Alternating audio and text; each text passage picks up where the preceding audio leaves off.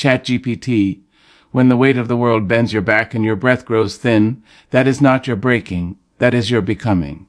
Yes, baby. That's the moment you must remember who you are and whose you are. We've been told to fight, to push, to pull, to press, but there comes a time when the only thing left to do, the strongest thing you can ever do, is to place it all in God's hands. You see, life will stretch you like a rubber band. It'll pull you until you think you'll snap. But listen to me closely now, the stretch is not to break you. The stretch is to teach you to trust. To teach you that your arms were never meant to carry every load, your mind not designed to solve every problem, your heart not fashioned to hold every hurt. That's why there's a God. That's why he's never sleeping, never slumbering, because he knows we'd try to do his job if he ever stepped away. But he doesn't, and we mustn't try. Now, I've lived long enough to tell you this truth, not with shaky hope, but with seasoned certainty. When your strength ends, his grace begins. When you come to the end of yourself, that's not the end. That's the intersection where you hand the pen back to the author. Let him write. Let him carry. Let him orchestrate the next note in your life song. And baby, he don't play out of tune. You think your tears go unnoticed. Oh no, he catches every one of them. You think your prayers are too quiet. He hears the whisper before it even passes your lips. And when you finally say, Lord, I can't do it, heaven doesn't frown. Heaven nods. That's the beginning of movement. That's the beginning of miracles. Some of us think we have to come perfect to God, polished, put together. But I'm here to tell you God does his best work with the undone. He makes masterpieces from the mess. Honey, he takes broken pieces and builds beautiful mosaics, things that shine only because they've been through something. So don't hide your hurt, your worry, your fear. Bring it all. Bring the bills and the bitterness. Bring the grief and the guilt. Lay it down. Put everything, yes, everything, in God's hands. Now I know that sounds simple, and Lord knows it ain't always easy. It takes courage to trust. It takes strength to be still. It takes faith to let go of the wheel and believe the one riding with you knows where you're going, even when you can't see past the next mile. But that's what trust is. That's what faith is. It's walking through the fire and knowing there's another in the flame with you. Sometimes, child, you won't feel strong. That's all right. Strength isn't in the feeling. It's in the choice. Every time you choose to let go instead of lashing out, to kneel instead of run, to hope instead of give up, that's strength. That's you leaning on the everlasting arms. I want to speak to the one tonight who's been carrying something too long. You've been dragging it through every season, waking up with it, going to bed with it, smiling in front of it, crying behind it. And you've been wondering when relief is coming. Well, baby, it comes the moment you stop clutching it and you give it, not halfway, not on Sundays only, not just with your words but with your whole soul.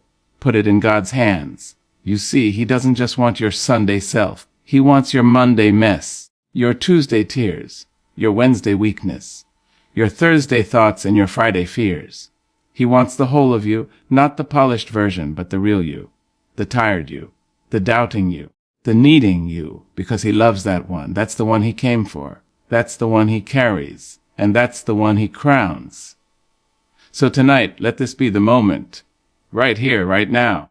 Open those clenched fists. Uncurl those tense shoulders. Exhale the fight. And say with your chest and your spirit, God, I give it to you. Let your soul rest in that sentence. And when you do, when you do, you'll find that what you thought was your ending was really his beginning. The world will try to teach you that letting go is weakness. That if you don't have your hands on it, if you're not fixing it, controlling it, managing it, then you're failing. But that's not truth, baby. That's just noise. Real strength is knowing when to hold on and when to hand it over. There is a deep ancient wisdom in surrender. Not the kind that comes from giving up, but the kind that rises from knowing where true power lies. Surrender isn't falling apart. It's falling into divine alignment. You see, there are moments in life when you are wrestling with things too big for you. Griefs too deep, questions too wide, burdens too heavy. And still, the world will look at you and say, Hold it together now. But I want to tell you, it takes a holy kind of boldness to say, no, I'm not carrying this anymore. I'm putting it in God's hands. That kind of surrender. That's not giving up. That's standing up in spirit. That's trusting that the same hands that painted the skies with stars can handle your situation.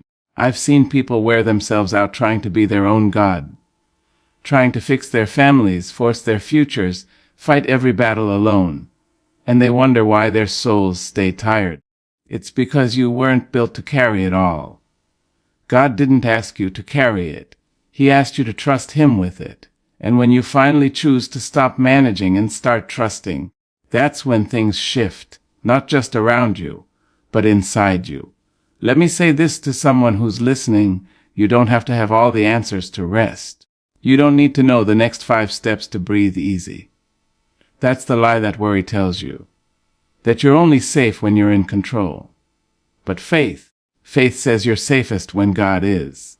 When you step aside and say, Lord, have your way, the ground beneath your feet becomes holy, because you've turned the situation over to the one who already knows the ending. Now hear me. Surrender doesn't mean silence. It doesn't mean pretending. It means you bring your full, raw, trembling self to the altar and say, here I am, Lord. I don't know how this will turn out, but I trust you with it. You see, surrender isn't passive. It's active trust. It's a decision every morning and every midnight to put your hope not in what you can do, but in what God will do. I've watched storms pass not because I commanded them, but because I stepped back and let God speak peace over the waters. And baby, there's no better voice in the storm than His. You don't have to shout louder than the wind. You don't have to swim against the tide. Just lift you up, and let Him carry what you were never meant to hold alone. Sometimes we hold on because we're afraid that letting go means losing control. But let me tell you a secret: we never had control to begin with. Not really. All that time we thought we were steering the ship. We were just sitting beside the captain. Surrender is trusting Him enough to finally take your hands off the wheel. And what about the people who won't understand? Let them talk. Let them wonder. They didn't write your story, so they don't get to decide how you walk it out. You just keep walking, hand in hand with the God who knows you better than you know yourself. The God who sees the end from the beginning and loves you through every in-between. If you're tired of the wait, tired of the wondering, tired of fighting battles that were never yours, then this is your invitation to release. To trust not just in God's power, but in His timing, His mercy, His wisdom. Don't hold so tightly to your own plan that you miss the miracle in His. Surrender is not weakness. It's the doorway to peace. It's the language of the soul that finally says, I believe you're better at being God than I am. And baby, that's the truth. Storms come. That's the truth. They roll in on dark clouds, rumble through your life like thunder, and shake the very ground beneath your feet. Sometimes the rain falls so hard you can't see your own hand in front of your face. The wind howls in your ears, drowning out the voices that used to bring you comfort. And when that storm hits, you feel small. So small you might think you're about to be swallowed whole. But listen, child, the storm is not the end. The storm is the turning. You see, every tempest that tears through your life is not just chaos. It is transformation. The winds that break the branches also clear the way for new growth. The floodwaters that threaten to drown you are also what bring the cleansing, the fresh soil where new seeds can take root. I want you to understand this deeply. The storm is not your enemy. The storm is the agent of change, the messenger of renewal. It's easy to look at hardship and feel abandoned, as if God has turned His back and left you to fend for yourself.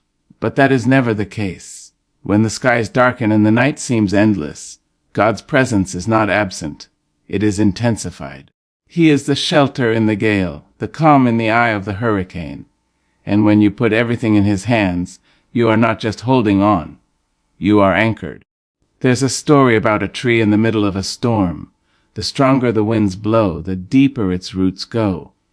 It doesn't fight the wind, it bends with it. It trusts the earth beneath to hold it steady. That's what faith looks like in a storm. It's not stubborn resistance or reckless endurance. It's humble trust. It's knowing that no matter how fierce the tempest, the one who created the storm also commands it. I want to tell you about those times when the storm feels endless, when the nights are long and the dawn seems far away. Those are the moments when your faith is tested, but those are also the moments when your faith grows. Just like gold is refined by fire, your spirit is purified by hardship. You may feel cracked, but those cracks let the light in. And in that light, you realize something miraculous: you are not alone. The storm may be raging around you, but God's hand is holding you steady. You may not see the way forward, but He is guiding you step by step, breath by breath. Every tear you shed is counted, every sigh heard, every prayer whispered in the dark answered in ways you cannot yet understand. Sometimes the storm changes your direction. Sometimes it forces you to leave behind what you thought was your path and leads you to something greater. It may knock down the walls you built, but it will also open doors you never dreamed existed. Don't be afraid of the turning that comes with the storm. Embrace it. Let it break what needs to be broken, so what's true can grow stronger. Remember, it's not about how hard the storm hits, it's about how deeply you are rooted. When you put everything in God's hands, you don't just survive the storm. You are shaped by it. You come out on the other side not just standing, but standing taller, stronger, more alive. There will be days when you want to run, to hide, to give up, but hold fast. Hold on to the promise that every storm passes. The sun will shine again. The birds will sing again. And when they do, you will know it was worth every trial because you've been refined, renewed, reborn. So when the next storm comes, and it will, don't fear it. Don't fight it alone. Put your trust where it belongs, in the hands that hold the universe. Let the storm be the turning point, the place where your story changes forever. Because with God holding you, the storm is never the end. It is the beginning of something beautiful. The winds may howl, the rain may fall, but you will stand, and you will rise. However, find yourself staring at the clock, willing the minutes to move faster, the hours to hurry up, praying for the dawn to come when the night feels endless, begging for relief when the pain is fresh, and wondering why your prayers seem to be echoing back with silence. I want you to know something deep and true: divine timing is always on time. This world teaches us to measure everything by our own schedules, by deadlines, appointments, and calendars filled to the brim. We expect answers in our timing, solutions in our terms, miracles by our demands. But God doesn't live by our clocks or calendars. He's not bound by the ticking of seconds or the flipping of pages on a planner. His timing is perfect, sovereign, and so much greater than anything we can comprehend. I know it hurts to wait. I know how the waiting room of life feels. Cold, lonely, filled with questions that sting. You want to see the breakthrough now, to feel the shift immediately. But when you put everything in God's hands, you learn to trust the waiting. You learn that delay isn't denial. Delay isn't punishment. Delay is preparation. It's God's way of working everything together for your good, even when your eyes can't see it yet. Think about the seasons. There's a time to plant and a time to harvest, a time to sow and a time to reap. No farmer expects crops to grow overnight. He knows the seed must rest beneath the soil, hidden from sight, waiting for the right moment to break through the earth. Your breakthrough works the same way. You are in the soil right now, being nourished, shaped, and strengthened before the sunlight of your promise appears. When you put your dreams, your fears, your battles in God's hands, you're trusting that He knows when the right time is. And let me tell you something: He always knows. He knows when the moment is ripe, when the door should open, when the chains should break. Sometimes that timing feels like silence, but don't mistake silence for absence. It's the quiet before the symphony, the pause before the next movement. Remember how the Israelites wandered for 40 years before stepping into the promised land. They didn't get there overnight, no. They walked through the desert day after day, waiting for the time God said was right. And when that time came, the walls of Jericho fell down. Their waiting was not wasted. It was necessary. Your waiting is not wasted either. Your waiting is work. Your waiting is worship. It's the fertile ground where faith grows deeper roots, where character is built, where God's glory is prepared to shine through you like never before. So many times we want to rush ahead, push open the door before God says it's time. But rushing brings frustration, confusion, even failure. Waiting brings wisdom, clarity, and peace. Waiting aligns you with the divine rhythm that governs all things. It tunes your heart to hear His voice, to feel His presence, to trust His plan. I want you to lean into that waiting today. Stop measuring your life by your watch. Stop pacing the floor, wondering when your miracle will show up. Instead, rest in the knowledge that God's timing is perfect. He who holds the sun and commands the sky knows exactly when to send the light. There is freedom in this kind of trust. Freedom from anxiety. Freedom from disappointment. Freedom from the pressure to control what is out of your hands. When you give it to God, you release yourself from the prison of impatience and step into the peace of His perfect timing. And when the moment finally arrives, when the answer comes, the healing happens, the breakthrough unfolds, you will know it was worth every second of waiting. Because it will come not a moment too soon, not a moment too late, but exactly on time. So hold on, keep praying, keep believing. Put everything in God's hands and trust that He is working all things for your good. Your time is coming. Your season is unfolding. The dawn will break and it will be glorious. Divine timing is not just about when things happen. It's about who you become while you wait. And that is the greatest blessing of all, peace. Such a simple word, but oh, how elusive it can feel when life is swirling around you like a storm. We chase it in quiet places, in loud places, in busy places. But sometimes peace feels just out of reach. I want to tell you tonight that peace is not found in the absence of trouble, nor in having all the answers. Peace is the fruit of faith. It is the calm that comes when your soul trusts the one who holds your story. You see, we often think peace means everything is perfect, or that life will finally stop throwing curveballs our way. But that's not the peace I'm talking about. The peace that God offers is deeper. It's a stillness inside that can hold its own when the world around you is shaking. It's a quiet confidence that no matter what happens, you are held, you are loved, and you are not alone. Sometimes your heart will race with worry, and your mind will flood with questions. How will I get through this? When will it end? Why me? Those questions are natural. But peace is not the silence of questions. It's the assurance that there is one bigger than those questions who answers them all in His own time and way. Faith is the bridge to that peace. It's the act of choosing to believe when you don't see. It's walking forward when the path is dark. It's saying yes to God's promises even when your heart feels weary. And when you step onto that bridge, something beautiful happens. The unrest in your soul begins to settle. I know there are moments when faith feels like a flickering candle in a vast, dark room. When you want to doubt, when you want to give up. But keep that flame alive. Every time you lean into God, every time you choose to trust rather than panic, you nurture that flame. That flame grows into a light so bright that fear can't find a place to hide. Peace also comes when you let go of the illusion of control. Oh yes, I know it's hard. We want to hold tightly to what we think we can manage. But true peace blooms when you surrender those reins and let God take over the steering.